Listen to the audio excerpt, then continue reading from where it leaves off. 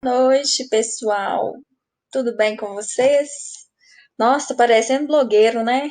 Blogueiro não, é influencer. Começa a conversar assim. Boa noite, tudo bem com vocês? Ai, gente, então, vamos aqui dar continuidade, né? A nossa segunda sequência didática. A sequência didática 2, né? Nós finalizamos a nova ordem mundial e agora nós vamos começar com aspectos físicos, econômicos e sociais do continente europeu. Abaixa só aí, Isabela, por favor. Então, pessoal, essa matéria, ela tá lá no livro de Geografia, da página 12 a 19, tá? E nós vamos focar hoje nos aspectos físicos do continente europeu, que é uma parte também que vai cair na nossa AE. Olha aqui, antes, né, de começar a falar aqui com vocês sobre o conteúdo propriamente dito, né, de Europa, vamos a ver aqui algumas formas de regionalização da Europa, né? O continente europeu, ele pode ser regionalizado de algumas formas. A partir dos aspectos físicos, nós denominamos de Eurásia, né? Porque o continente, pessoal, é uma grande massa de terras circundada por águas, né? Então, se a gente observar ali os países europeus, eles têm uma continuidade, né, física do continente ali com a Ásia. E daí nós denominamos um único continente, que é chamado de Eurásia, né? Então, nós podemos denominar o continente asiático e europeu em um só, chamando ele de Eurásia, mas isso considerando os aspectos físicos, tá? Agora, nós regionalizamos com o nome Europa, né, por causa dos aspectos culturais, históricos, étnicos, religiosos, porque são populações ali que se assemelham, né, nesses critérios, nesses aspectos, né, e se diferenciam muito ali da Ásia em termos linguísticos, religiosos, é, e daí nós separamos, denominando Europa somente essa parte ali do território, né, que, que possuem essas semelhanças aí culturais, étnicas, é, excetuando, né, o restante ali da Ásia. Tranquilo? Então, nós podemos chamar de Eurásia a regionalização a partir dos aspectos físicos, que é a união da Europa com a Ásia, e considerando somente os aspectos humanos, nós consideramos aí a Europa somente essa parte aqui, desses países que nós estamos visualizando aí no slide, tá bom? Nós temos que entender também, né, algumas características, né, do continente europeu. O continente europeu é o menor continente do mundo, representa 7% de terras emersas, predomina um clima temperado. Nós vamos ver o que esse clima temperado significa, né? Áreas temperadas são áreas que estão entre a latitude 23 graus e 66 graus. Então, todas as áreas que estão ali entre essas latitudes são chamadas de temperadas. Mas, além disso, o continente europeu também se encontra em áreas polares, né? Acima de 66 graus. E daí nós já pegamos aqui, ó, se a gente observar aqui nesse globinho, né? Aqui é o Trópico de Câncer, que é 23 graus norte, e aqui, ó, é o 66 graus norte, que é o Círculo Polar Ártico. Então, maior parte das terras europeias estão localizadas em áreas temperadas. Uma pequena porção que estão localizadas ali no Ártico, né, acima do Círculo Polar Ártico, são áreas polares. São países ali escandinavos, né, Finlândia, Noruega, Suécia, né? É, Além disso, nós temos que também entender que na porção sul do continente europeu, ele faz divisa, né, com o continente africano, e a fronteira aí entre África e Europa é o Mar Mediterrâneo, né? E a menor distância, a menor fronteira entre esses dois continentes é o Estreito de Gibraltar, né? Ele possui aqui, pessoal, apenas 30 quilômetros de distância, né? E muito em função também dessa proximidade, né, entre esses continentes, que nós vamos ver mais para frente, o continente europeu recebe muitos migrantes aí africanos aqui do norte da África que se direcionam aí para os países europeus em busca de melhores condições de vida, né?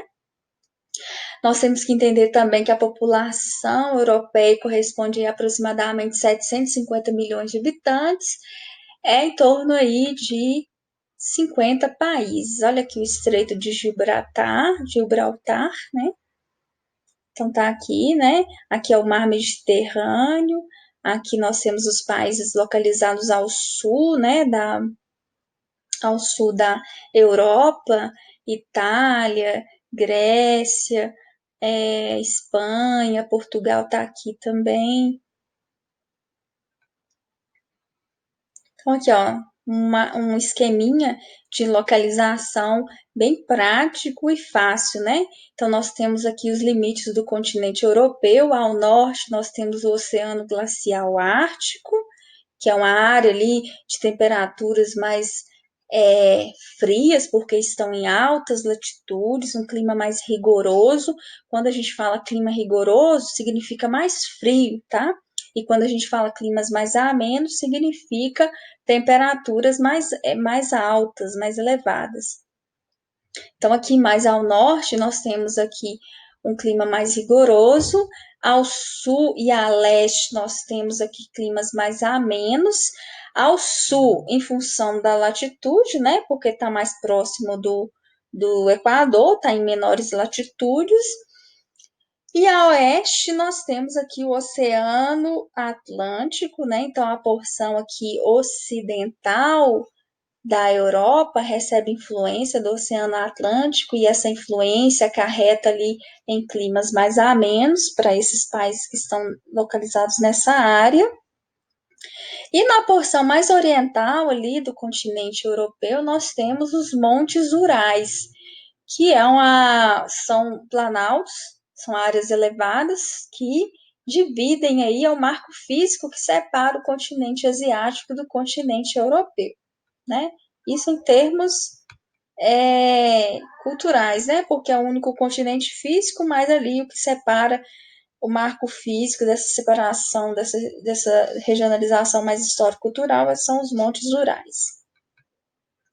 Outras formas de regionalizar a Europa também é pelas suas características socioeconômicas. Então, nós temos aqui a Europa não é representa um conjunto de países, mas esses países não são semelhantes em todos os termos. É claro que a Europa, pessoal, possui sim bons indicadores socioeconômicos, um grau de desenvolvimento maior, né? Mas nós temos variações dentro desse continente, né? Então, nós temos aqui uma subdivisão socioeconômica da Europa, não precisa decorar isso, tá bom? Mas essa daqui, ó, pelo critério de industrialização, nós precisamos saber, né? Que são as áreas ali que foram divididas durante a Guerra Fria, né? A Europa Oriental, ela ficou sob influência socialista e, portanto, o processo de industrialização, desenvolvimento econômico, ele ficou um pouco mais atrasado, né? E isso influencia até hoje na economia europeia. Enquanto que a porção ocidental, ela aparece ali mais desenvolvida, né? Porque ela adotou o capitalismo e o capitalismo ali busca esses avanços tecnológicos, econômicos, de industrialização. Então, esses países aqui da Europa Ocidental, eles são caracterizados por um grau de desenvolvimento socioeconômico maior, enquanto que a Europa Oriental, né, que são países ali ex-socialistas, eles apresentam esse grau de desenvolvimento menor. Tranquilo? para finalizar esse primeiro vídeo, nós temos aqui, ó, um reflexo, né, dessa diferença dentro do continente europeu, né? Aqui nós temos uma imagem noturna, né? Uma imagem de satélite noturna do continente europeu. Nós podemos observar que essa porção aqui, ó, mais ocidental, mais a oeste, ela é mais iluminada em relação à parte mais oriental, né? E isso é reflexo, né, ainda hoje da Guerra Fria, né, que repartiu essas áreas ali, determinando graus de desenvolvimento socioeconômico diferenciados. E a gente já viu também, né? A gente teve uma aula que nós falamos sobre isso, né? Quanto mais iluminado a área, mais urbanizado, mais infraestrutura, a economia ela gira muito mais, as telecomunicações elas são mais desenvolvidas no espaço, né? Então isso é muito mais presente na Europa Ocidental. E como esse desenvolvimento socioeconômico na Europa Ocidental ele é maior, isso reflete também na renda per capita, né? Olha aqui, a renda per capita é o PIB dividido pelo total de população. E quando a gente observa aqui, ó, a renda per capita dos países localizados mais na porção ocidental, essa renda per capita é muito maior do que na porção oriental, né? E já dando aqui uma dica do que a gente vai ver lá em migrações, as migrações, pessoal, que ocorrem aqui da África para a Europa, não é só essas migrações, ocorre também um processo de migração da Europa Oriental para a Europa Ocidental, em função desse grau de desenvolvimento maior, né? Acho que eu até falei para vocês em uma das nossas aulas presenciais que o salário, né? A média salarial na Europa Oriental é em torno de 700 euros, enquanto que na Europa Ocidental é em torno ali de 1.500 a 2.000 euros por mês, né? E em função dessa diferença, nós temos também refletindo aí nos fluxos migratórios. Então, vou encerrar esse vídeo para a gente começar a falar aqui dos aspectos físicos, clima, vegetação, relevo e hidrografia, tá? Beijo!